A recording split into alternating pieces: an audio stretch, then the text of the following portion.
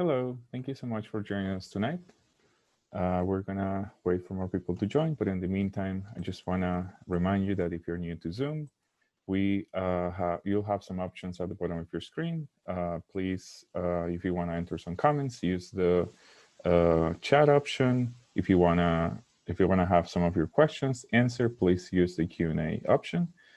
This is gonna be a webinar kind of presentation, so we will not be able to see, or you won't be able to see it any other participants, but this is gonna help us to respect everybody's time, and we'll try to answer as many questions as you have tonight. Just remember that we also won't be using the raise hand option. And yeah, after the presentation, we'll be more than happy to start answering your questions. So while we wait for more people to join, I'm gonna go ahead and play a quick video, and we'll be right back. Thank you. A neighborway is the newest type of street in the city of Pittsburgh.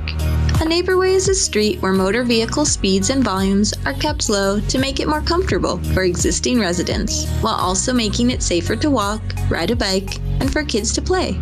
These traffic calming streets provide an alternate route to a major arterial road and have minimal impact on parking and the existing street layout. Whether you drive, walk, roll, or play, your street will be safer and your transportation options will improve. Neighborways create the connections toward a low-stress, all ages and abilities bike network. The route will include neighborhood traffic circles, wayfinding, and other traffic calming measures where appropriate.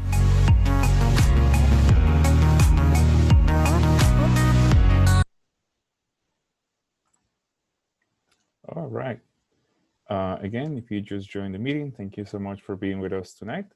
Just a quick reminder that tonight is going to be a webinar style for the meeting, so you won't be able to see any other participants other than the panelists. Just remember that you have some options at the bottom of your screen. If you want to ask your question at any point during the presentation, please use the Q&A option. Please use the chat option to enter any comments that you have, and we will not be using the raise hands option. So yeah, we're gonna wait maybe one more minute and then we can start with the presentation. Thank you for joining us.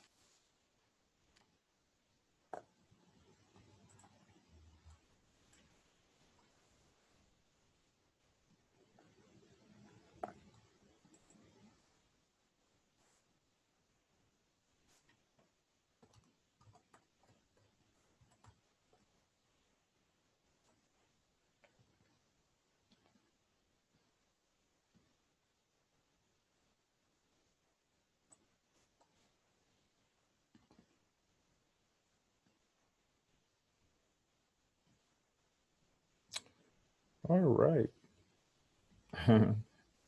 Hello, Susan. If you want to say hi to your neighbors, please, yeah, you can use the chat option for that. And yeah, remember to use the Q&A option for us to when you want to like ask your questions. All right, should we start?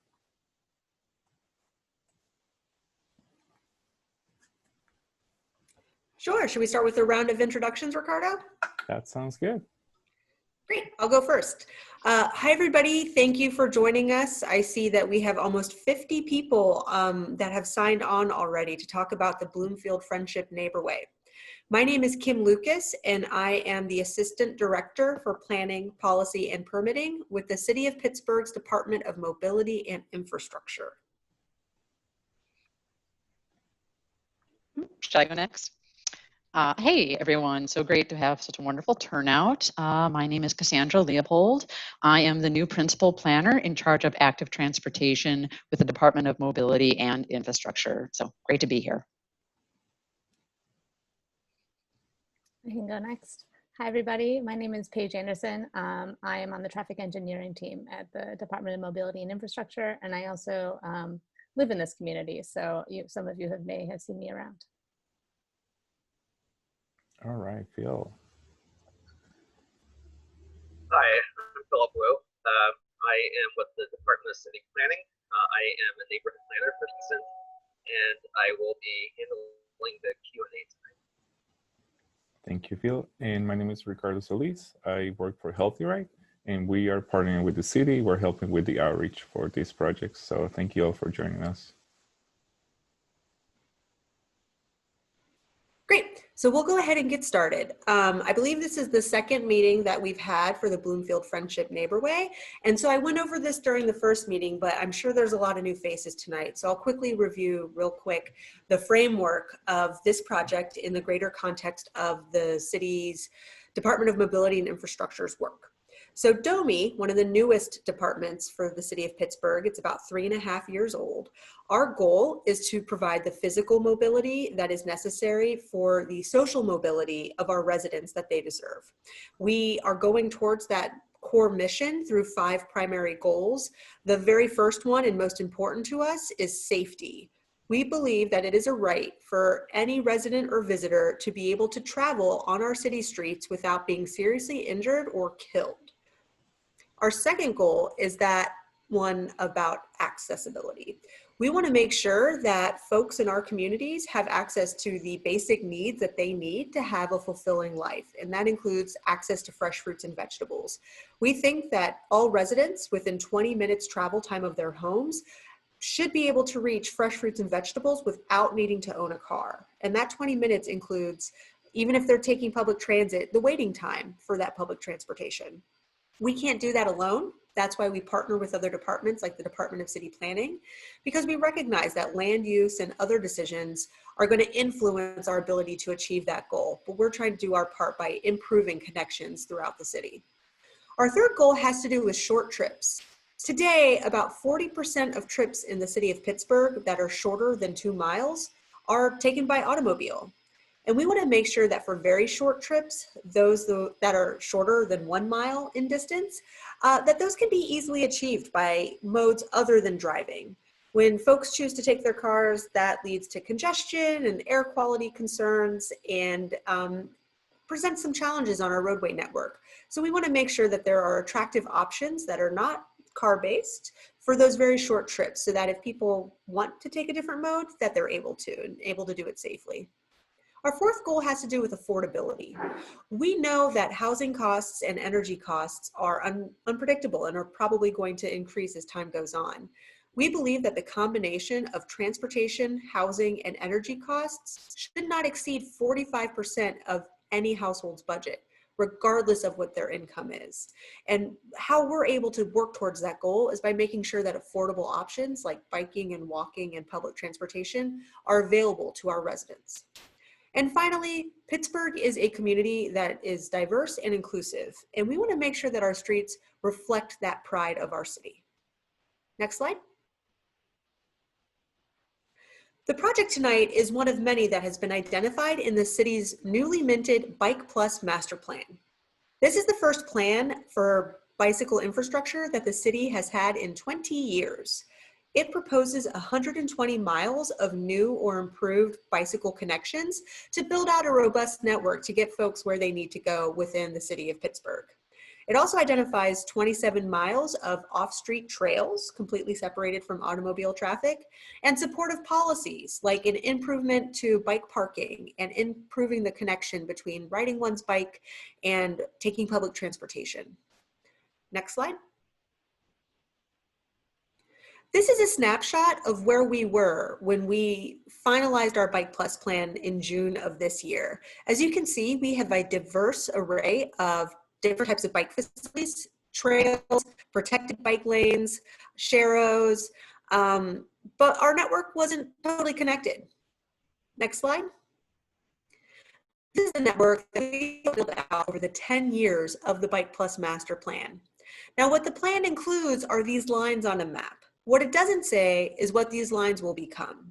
They could become one of any number of types of infrastructure.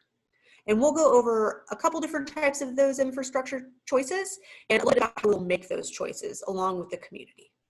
Next slide. So this is the range of bike facilities that any of those lines may become.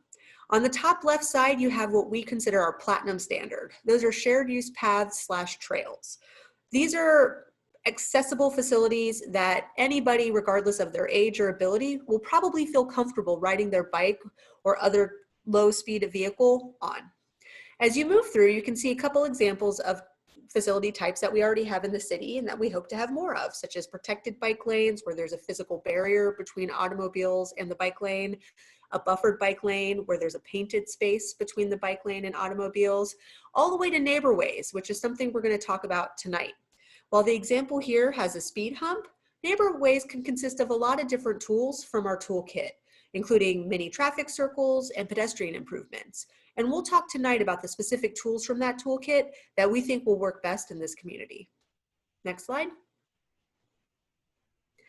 The Bike Plus plan, which again, this project is part of, was one that went through a lot of public engagement. It was in development for a number of years, and our final step of public outreach was right before we finalized it, where earlier this year we held 8 public houses citywide. You can see a picture here of one of our staff with a resident, where we gave individuals the opportunity to give us comments and feedback on the map itself, on policies that are proposed, and to let us know that they were on board with or any changes they wanted to see to the plan itself. Next slide. And for this project specifically, as I mentioned, this is not the first meeting that has been held for it. It's not the first public meeting. As you can see, we started our outreach in May where we made a fact sheet available that included information with the project proposal and the project scopes. We've had public meetings online in the later part of May, and we've improved and increased the amount of information that's been available online. Including available is something that we're trying new for Bike Plus projects, which is having a survey where we can make sure that we are documenting feedback from the public in a consistent way. To date, we've seen 77 respond to that survey, and the majority of which so far have been positive, which we're very excited and enthusiastic about. We hope to further increase that number tonight by answering questions and giving more information about the specifics on this project. And with that, I will pass it along to Cassandra Leopold, our principal planner for Bike Ped Planning, who's going to talk a little more about tonight's project. Thanks, Kim. Oh, actually, I can talk about Move Forward PGH. So Move Forward PGH is actually an initiative that was recently launched with the City of Pittsburgh's Department of Mobility and Infrastructure. This was in conjunction with the release of our 2020 Bike Plus plan. So we are working with our local nonprofit partners and Bike Pittsburgh and Healthy Ride. So you can actually go to the link below there. It has all the surveys, fact sheets. It's great updates about anything coming into the community, and it goes through the entire process of how we're installing new bike-friendly connections throughout Pittsburgh. It's a really exciting project, and of course, this Neighborway is one of them. And also, I should say, as always, you see our lovely seal there. This is a city-led project, and we are so proud to be partnering with Bike Pittsburgh and Healthy Ride, but we're really looking forward to what we're doing with Move Forward and the Bike Plus plan. Oh, next slide. Thank you. So right now, for this project, we're in stage, the design stage, so stage part number 2. But basically, we are always in the process of looking at our initial Bike Plus plan, those lines on a map that Kim was talking about just before. We had feedback from that to really have those initial thoughts and feedbacks to say where we would need those kinds of feedback. So now we are doing sustained community outreach, not only in the planning, but now in the further design component.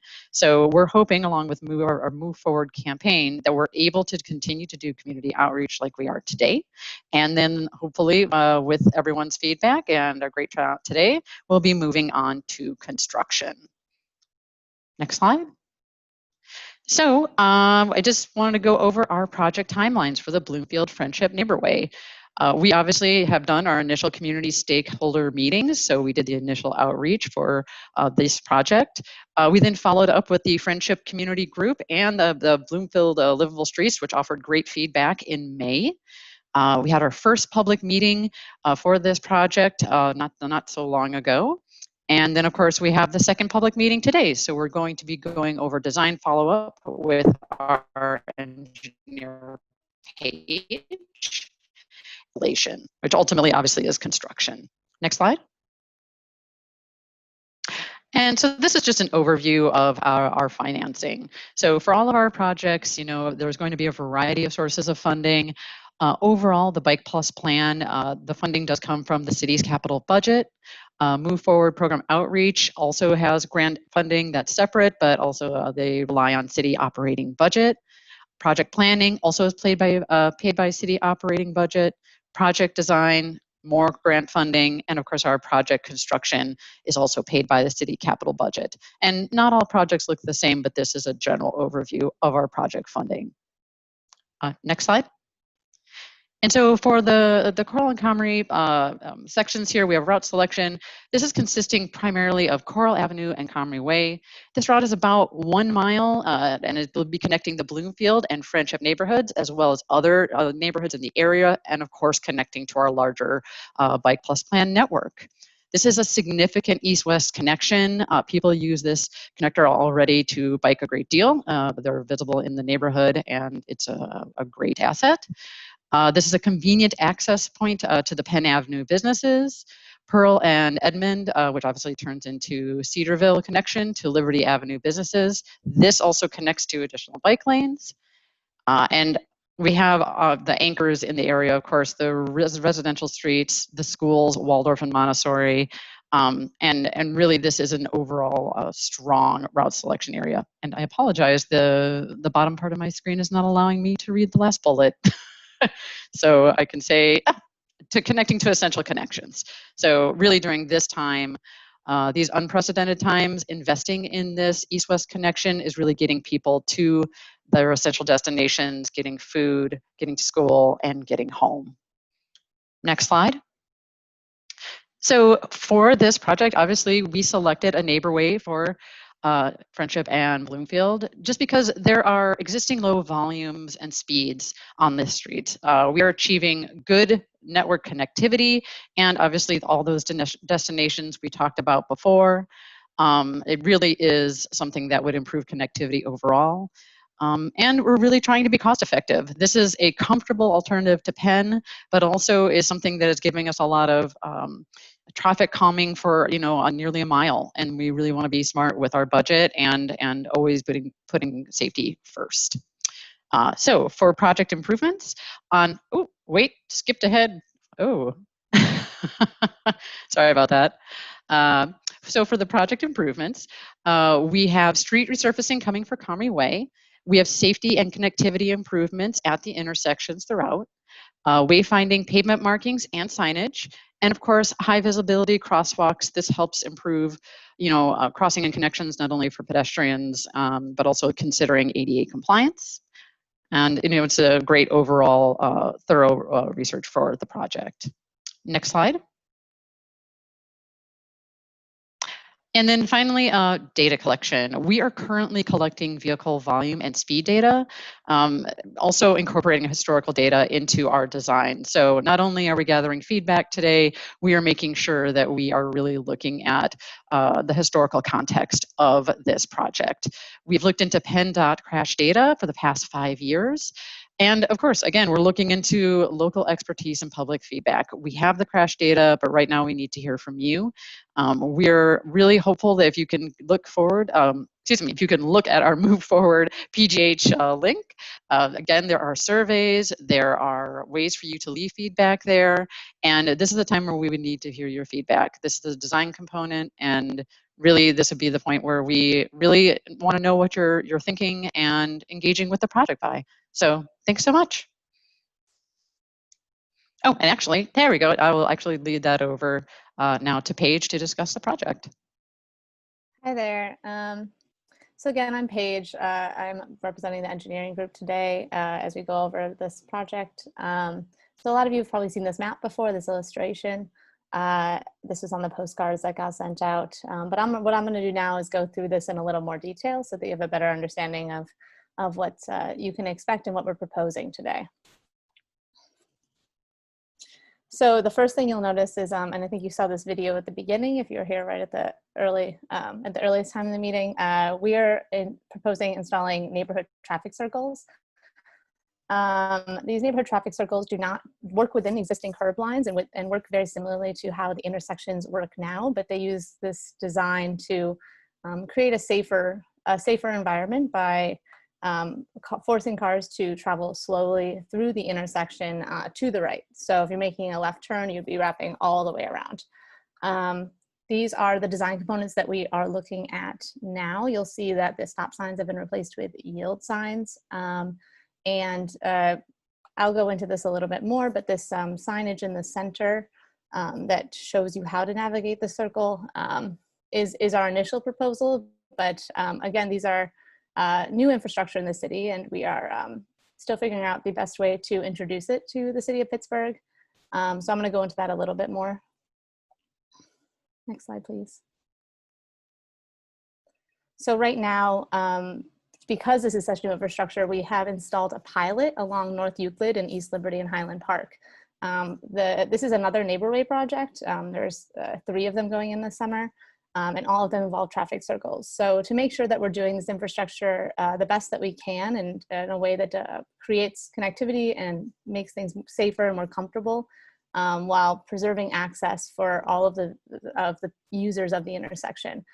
So what we did is we installed 4 temporary traffic circles on North Euclid about 3 or 4 weeks ago. And those are there right now. So I took this photo just yesterday.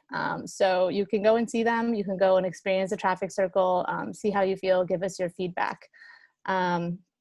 Until the reason that we're doing this is because what we're proposing now is installing them in concrete, and obviously that is a little bit less flexible.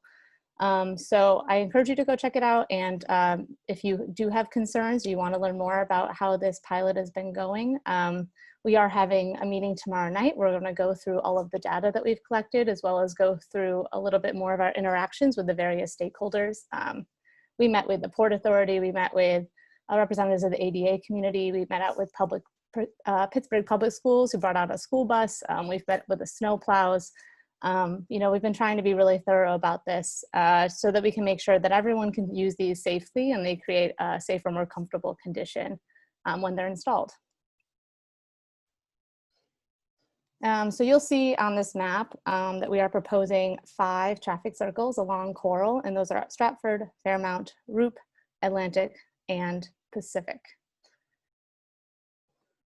Next slide, please.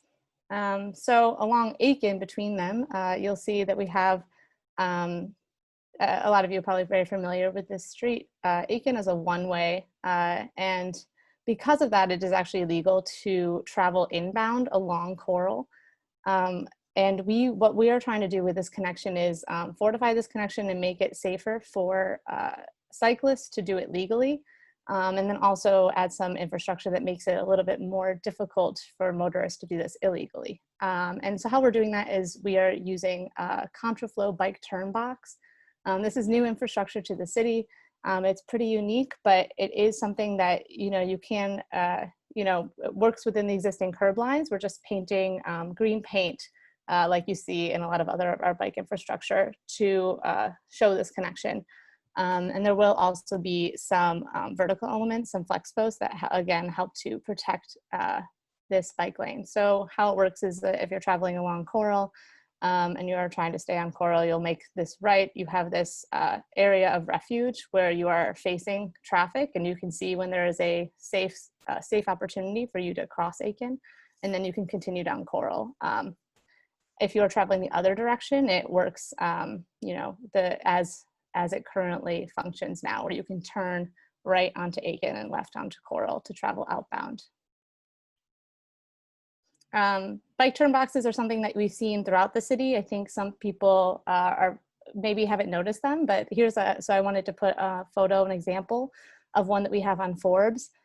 They all work a little bit differently. They're very unique to the context of the area, but I think they are becoming more ubiquitous, and people are beginning to understand how they can help. And what they do in most cases is give you opportunities to make 2-stage turns, they're commonly called, which gives you points where you know where it is a safe spot for you to rest, take a look at the context of where all the vehicles are around you, and then maneuver safely. And this one is a little bit different because this example on Forbes is at a signalized intersection, and this one that we're proposing on Aiken is an uncontrolled intersection, but nonetheless, there is some of this common language that you see that we're developing with our pavement markings throughout the city. So as you travel down Coral past Aiken, there are 2 more traffic circles that I spoke about earlier. And then you arrive at Wine Biddle. At Wine Biddle is a similar circumstance where we have this one-way street. and we want to create that connection. So we have a smaller but very similar design for a contraflow bike turn box so that you can comfortably make it. Cyclists traveling inbound can get from Coral Street onto Comrie Way. So now I'm going to go a little bit more, now that I've finished Coral, and you'll see I started from all the way from the east and we're traveling west. So now I'm going to go a little bit more into Comrie Way. I spoke about this earlier. The biggest feature with Comrie Way is that we are planning to pave it. Unfortunately, we can't pave all of it this year. We should be able to pave about 30% of it, and the rest will come after PWSA has done important improvements to get rid of lead pipes primarily throughout the neighborhood. So we're going to let them do that work and then come in and pave it afterwards. But we will pave as much as we can this year. So now I'm going to go in a little bit more into Comrie Way. Most of these intersections, the primary feature is that we are going to use these painted bump outs to enforce what is already illegal parking. And the reason for that parking is illegal is that it impedes upon sight lines. So as you're traveling up Grove Street, especially if you're traveling very quickly, it's difficult to see people at the intersection when there is someone parked very, very close to it. And for that reason, state law prohibits parking within 30 feet of an intersection. This is not always enforced, but it is something that is important for safety. So what we're going to be doing is using design to help to enforce that with these signs and these painted gored out bump outs. And you'll see these at all of the major intersections of Comrie Way. And then the biggest, one of the bigger interventions along Comrie Way is going to be at Matilda Street. The reason that we chose that we are doing this is Cassandra spoke to the data that we collected earlier, and Matilda Street at Comrie Way has had more crashes than any other intersection on any of the neighborways we're installing this year. In the past 5 years, we've seen 8, and that's only at Comrie, not including the nearby Penn signalized intersection with Matilda and Penn. So what we're going to be doing is creating a refuge island for cyclists and pedestrians traveling on this shared alleyway, Comrie. And in doing so, we will be prohibiting left turns from Mahilda onto Comrie. You'll notice too, those of you who are familiar with this area, that this part of Comrie is currently says do not enter, and so we will be making it two-way. But they will not be able to travel through the intersection consistently. They will have to turn right if you're on Comrie Way and approaching Matilda. So that is the extent of this project, but something I did want to also touch upon based on some feedback that we've gotten. So all of these traffic calming efforts will work towards traffic calming, everything around them. Traffic calming one area studies have shown does not necessarily have negative effects on other areas. But we have heard requests for traffic calming in the area. In fact, and so we've actually started this traffic calming program last year. So part of this Neighborway includes Edmund Street, which already has speed humps on it. And those speed humps were actually a result of this traffic calming program. And that was one of our earliest speed hump installations. We did that pretty closely with Bloomfield Livable Streets, and they have gotten really good feedback. There is a process to applying to the traffic calming program. And if you go to this link that you can learn a lot more about, you'll see how you and your neighbors can apply to get traffic calming on your street through that program.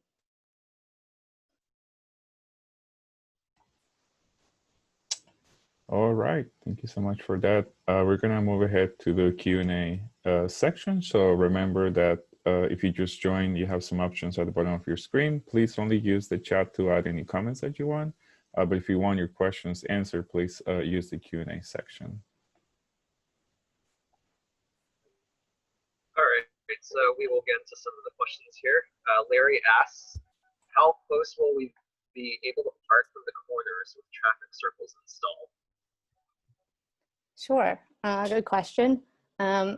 Traffic circles do not require that we remove any parking besides the 30 feet approaching the intersection that is already illegal by state law. So it's another example of how we're using design to help enforce that at law, and it will improve sightlines in addition to the traffic calming effects of the traffic circle.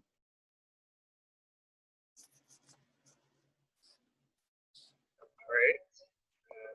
Next question is from Caitlin. Are we beyond the point of making changes? She says she only just learned about this project from my neighbor a few weeks ago.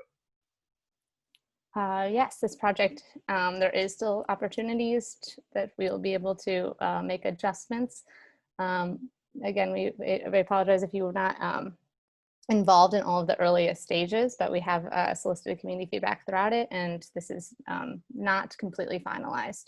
Although the scope is pretty set, you know, design changes are definitely likely. Yeah, and I just wanted to pop in, if people are just learning about the project, this is an ideal time to then go to Move Forward PGH to fill out the survey and get that feedback in. It's a great way. We always review all of the survey input and questions and anything put in the Q&A here. So if this is your first time actually learning about the project, your voice will be heard.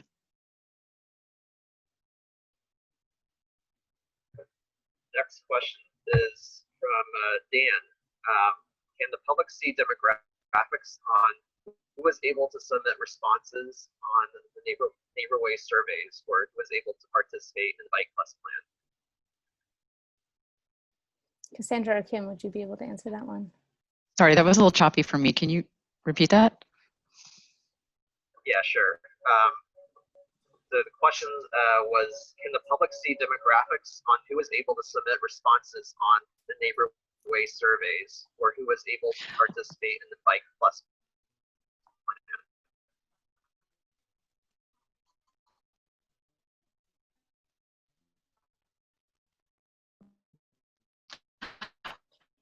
I know that we on Move Forward do a summary of some of the evaluations. Some of the things, obviously, we can't do specific content. That's a privacy violation.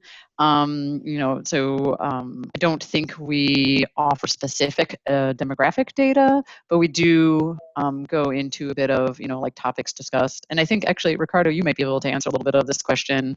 When we look at survey data, I think we're mostly including what was asked, where people were located, but otherwise we keep the demographic data pretty removed out of privacy. Correct, Cassandra. Yeah, we mainly ask about where people were located and mainly questions about how they feel about the project. Gotcha. We have received that question a couple times, I think, though. So if you are comfortable and you want to put in the chat box exactly what demographic information, I would imagine that folks are interested in knowing about the income, perhaps the race, perhaps the age of those who have participated. We'd be happy to take a look at what those interests are and see how we might be able to incorporate questions on them. For the Bike Plus outreach specifically, I don't believe that we collected demographic information, but what I can say is that we did attempt to get information in a variety of ways.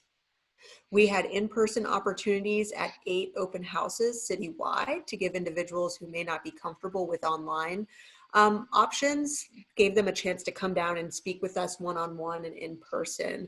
And those were publicized on television. And so we got a lot of folks that came down because they found out about it that way. We also had maps that lived online for a number of months, if not years, wiki maps, where a lot of individuals, hundreds and hundreds, were able to submit comments directly onto the map itself if they didn't feel comfortable coming in person and to discuss. And a lot of the conversations and a lot of the content for the plan came from smaller group meetings, such as community meetings with community organizations, bike ped groups, that kind of thing. And so we did hope to have a diverse representation because we made it available, the opportunity to provide comment in a diverse variety of ways. But in terms of moving forward with public meetings like this one, definitely let us know what details you'd be most interested in, and we'll see how we can incorporate it, if nothing else, into the survey and perhaps even into the registration for these public meetings as well. Right. Yeah, I think we can do that. And also, I mean, always have the option to opt out. Yeah. Kim, you'll see that Dan responded in the chat too with some of those specifics. Appreciate it, Dan. Next question from Rebecca. Why are traffic circles considered to be safer than stop signs? This is a good question. Yeah, so there's been, traffic circles have, although we haven't seen them in Pittsburgh, they have become pretty common in a lot of other cities. I think that the mecca for traffic circles is probably in Seattle, where they have about 1,200 of them. They've been doing them since the 90s. And what they've actually seen is they've seen up to a 90% reduction in the most dangerous crashes. So what those dangerous crashes are T-bone collisions typically at high speeds. So the thing with stop signs, and I think a lot of us can attest to this who bike and walk around the city, is that they, people are supposed to stop at them, but that doesn't always mean that they do. So this actually uses this design and uses these vertical elements in the center of the intersection to put that barrier between the people traveling through the intersection and force them to slow down. So as they slowly move through the intersection, it creates much safer conditions. So that not only does it reduce crashes, but what it really does is it takes that worst case scenario, the most dangerous crashes, and makes that worst case scenario a lot less dangerous. Susan asks, can you add posts on Aiken in the white striped area to further protect cyclists riding against the grain of the one-way traffic? So there are a few posts that are included, and you'll see them when they install. They're at the corner, which is the area that we prioritized. We can add more. I think at this point we wanted to leave that space a little bit more flexible. But if that is, of course, all of these projects are, sort of living projects. Once they've been installed, there's still lots of room to tweak them. And that is something that we can very easily increase, put more vertical elements in. If we think that the ones that we propose right now, which is only a few, if we don't think that's sufficient, that's an easy thing that we can do to make it more robust in the future. So good feedback. And I hope that you can consider it after post installation as a tweak. Sam asks if painted bump outs, including bollards or anything, will be installed to stop cars from parking there. At this point, we are not proposing vertical elements on these bump outs.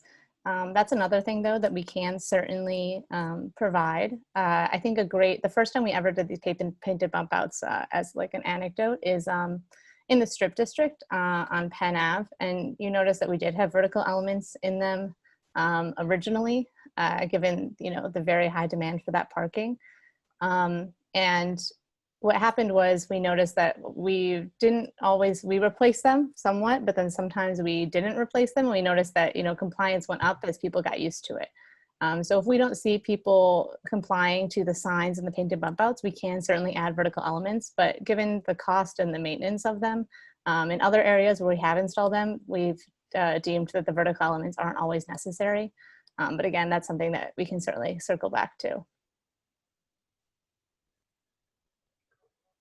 Louisa asks if bike parking will be installed in the new no parking zones near the street corners. That is not currently the plan. We are looking into ways to install more bike racks in the city in the future, though, and these Neighborway routes would certainly be prioritized for increased bike parking capacity. Dan asks about the well-documented speeding that happens on Matilda and other cross streets, and if there's been anything to address that. So the Refuge Island does have what we call another traffic calming tool is a chicane, and what a chicane does, you'll see them on Dallas and Squirrel Hill. What chicanes do is they sort of force people to, again, like the traffic circles, they force you from being able to travel straight, and by creating that obstacle to travel around the Refuge Island, that is a traffic calming device and will help traffic calming.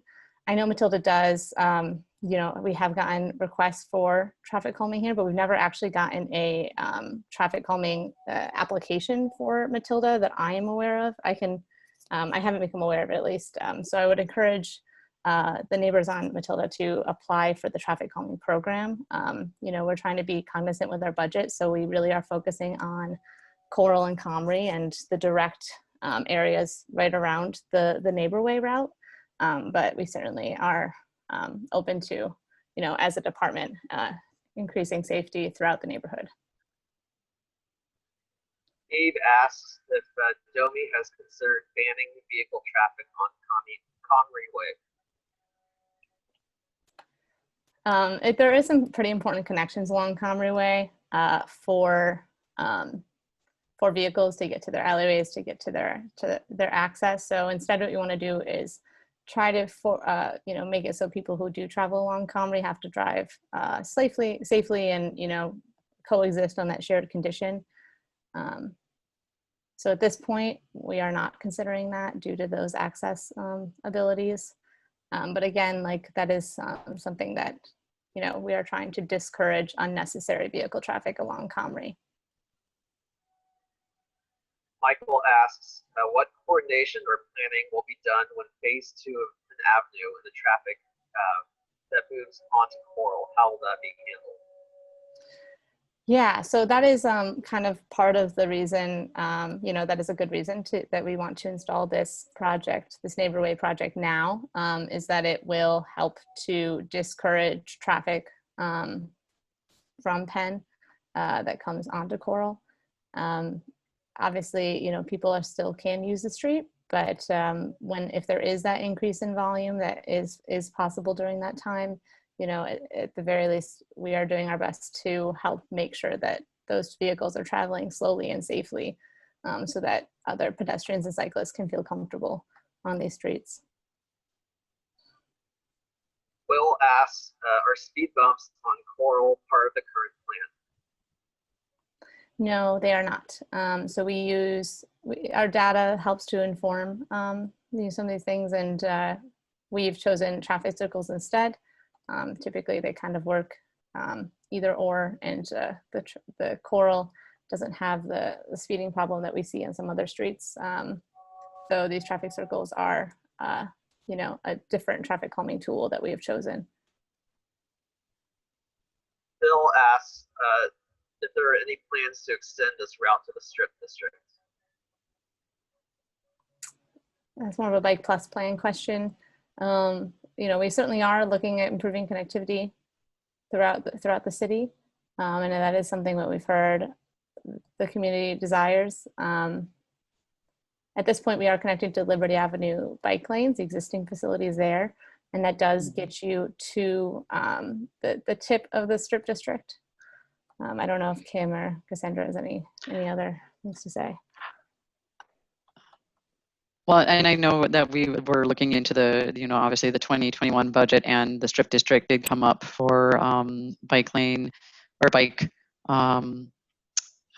infrastructure. Obviously, nothing is secure right now. We haven't made any solid plans with any neighborhood with our budget, but we have definitely talked about the Strip District, even for me coming on very new, talking about the importance of the neighborhood, the connectivity we have been fleshing out.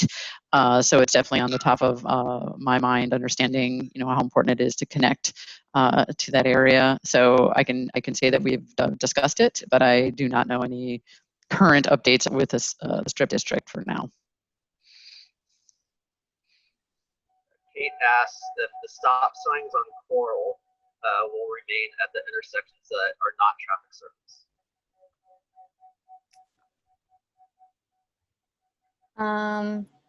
Yes, we're not proposing to remove any stop signs except for those that are being replaced with yield signs at the traffic circles.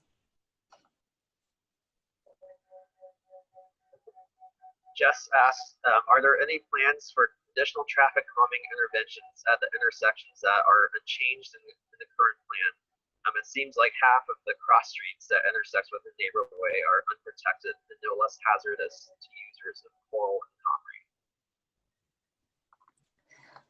So we are only proposing changes along most of these intersections, though not all of them. I think it is most of them, but I understand that it is, we haven't found interventions that are appropriate for every single intersection, especially along that Comrie alleyway. But we are, at very least, trying to preserve sight lines. So there is improvements being made. And again, this is sort of a living project. What we want to do first with this Neighborway is really fortify it as a bike connection and really, take what we already know cyclists are using it and try to make it official, so to say. So these are the initial interventions that we are proposing that are within our budget and, work within a lot of the constraints that we have. But of course, we would love to make improvements later. Should any of, if we do get more, we do see more people using this and we need to react to some of those concerns, we're certainly open to that in the future. Larry asked, a lot of this is focused on bikes. Are we sure that pedestrians' needs are being taken into account? In these traffic calming interventions, the goal of all of these traffic calming interventions is to slow speeds. And the exciting thing about that is that when we slow speeds, we make it safer not only for bikes and pedestrians, but we even make it safer for motorists, because the number one concern when we talk about fatality rates or injury rates and severity of some of these crashes, the single biggest factor in determining if someone's going to make it out alive is those speeds. So most of these interventions are traffic calming interventions. And although it may seem like we are prioritizing one or the other, the good news about the way that these designs work is they do make it safer for everybody. Dave asks, what is the long-term plan for watering the plants in the traffic circles? That's a good question. So we are working with and we would like to work closer with the community groups. These traffic circles do not need to include landscaping if that is a concern of the community. It's a beautification opportunity that we have heard community groups express interest in, and if we can secure those relationships with people that are willing to maintain them, we are certainly excited to include that initial landscaping and create the space for that. But if that is something that we are people have concerns about and they don't want them, we can fill them with concrete as well. So that's a little bit one of those final details that we're still thinking about, and maybe we can Cassandra, go ahead. Oh yeah. Oh, and I was going to just share that it really has to be an agreement. We have beautification efforts and landscaping at the Euclid Neighborway pilot, but the only reason we have that is because the Highland Park Community Group agreed to do the maintenance. They were eager to do it, they wanted to do it, and we had received donations, so it was a partnership between DOMI and that group agreeing to do the maintenance. But had there been concern and they did not want the landscaping, we would have not engaged in that way. So it really all depends on who wants to do the maintenance and community interest and access. Jeremy asked if vehicles will be encouraged to yield to pedestrians through signage. So at these traffic circles, if that's what we're speaking about, the stop signs will be yield signs. And of course, the yield applies to everyone as you approach the intersection. That being said, something that we will talk about more in tomorrow's meeting about traffic circles is that we've heard from the ADA community that when they people feel safer with crosswalks to help encourage that yielding. And for the ADA community, they were speaking to people with low visibility issues. Those crosswalks really, especially those the high visibility piano keys that we use, are really important for people with low visibility to know where it is that they are safe. So for that reason, and to increase the compliance with the yield, we are exploring doing high visibility crosswalks at all of these traffic circles. But we are also collecting data around compliance at the Euclid Neighborway pilot that is out there now. I don't have those numbers on me right now, but we will be going over them tomorrow. at the meeting, because we use traffic cameras to collect that data and see what kind of compliance rates we have with the yield condition. So Fred asks, due to the complexity of the traffic patterns in the area with one-way streets interrupted by the park alleys that don't go through, has a traffic study of this area been done as it relates to Comrie Matilda, the Comrie Matilda proposal to block through traffic on Comrie Way?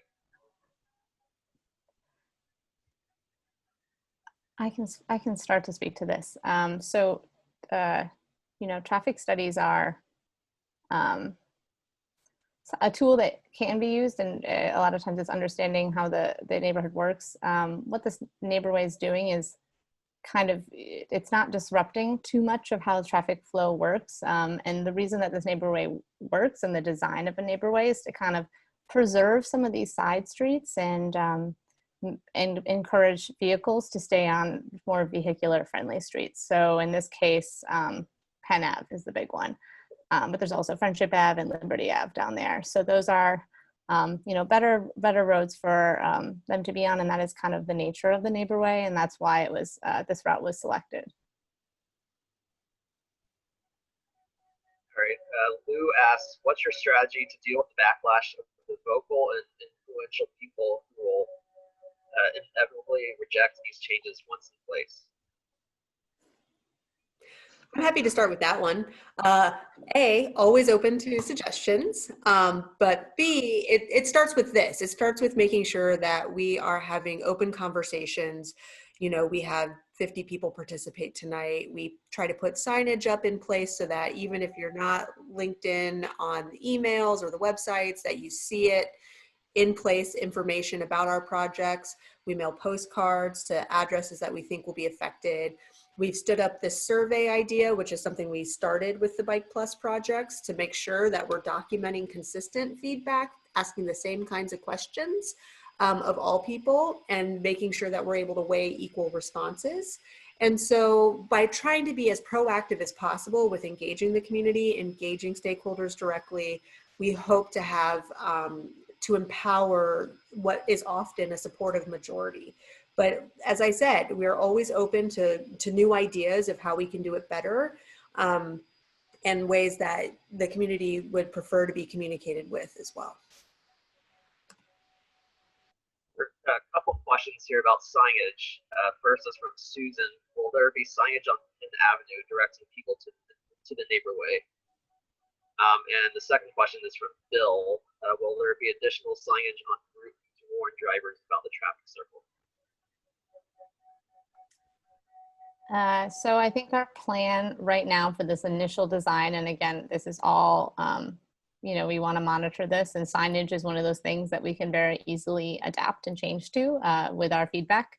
But what feedback we're getting from the Euclid pilot is, you know, these traffic circles are quite visible. They have some reflective elements. There are large concrete structures in the middle of the intersection. We do not feel that advanced warning signage is necessary unless they are somehow view of them is obstructed. Like if they are, some of the ones on Euclid are on the top of a hill, so they're a little bit harder to see if you're traveling up those hills, and in that case, we're going to include advanced warning signs. In this case, we are not proposing them on this initial install.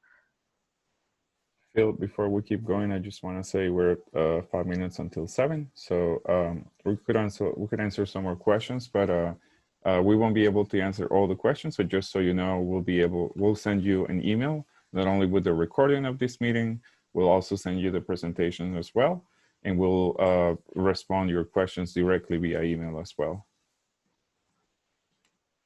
Thanks, Ricardo. All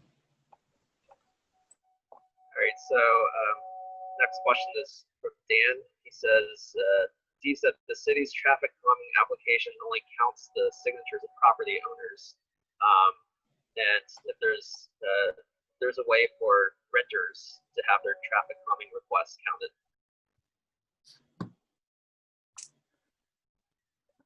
This is something that we have heard before. I do not have a response at this moment, though.